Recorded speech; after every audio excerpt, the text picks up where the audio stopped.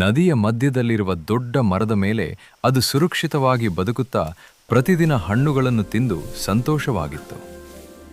ಒಂದು ದಿನ ನದಿಯಲ್ಲಿ ವಾಸಿಸುವ ಮೊಸಳೆಯೊಂದರೊಂದಿಗೆ ಮಂಗ ಸ್ನೇಹ ಮಾಡಿಕೊಂಡಿತು.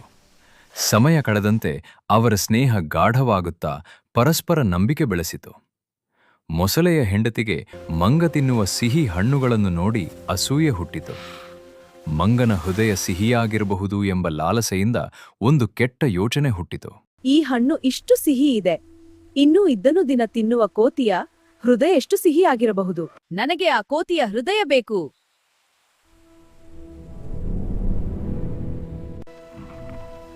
ಮೊಸಳೆ ಮಂಗನನ್ನು ತನ್ನ ಮನೆಯ ಕಡೆ ಕರೆದುಕೊಂಡು ಹೋಗಲು ನಿರ್ಧರಿಸಿತು.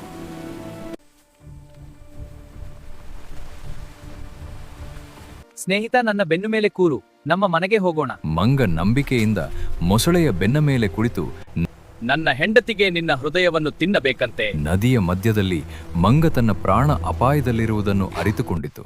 ಅಯ್ಯೋ ಗೆಳೆಯ, ನನ್ನ ಹೃದಯವನ್ನು ನಾನು ಮರದ ಮೇಲೆ ಇಟ್ಟು ಬಂದೆ. ಮರದ ಬಳಿ ಹೋಗು. ಭಯ ಅದರ ಮನಸ್ಸನ್ನು ಆವರಿಸಿಕೊಂಡರೂ ಬುದ್ಧಿ ಅದನ್ನು ಕಾಪಾಡಿತು.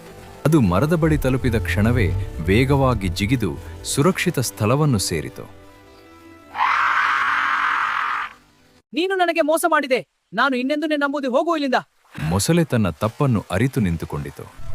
ಮಂಗ ತನ್ನ ಬುದ್ಧಿಯಿಂದ ತನ್ನ ಪ್ರಾಣವನ್ನು ಉಳಿಸಿಕೊಂಡಿತು.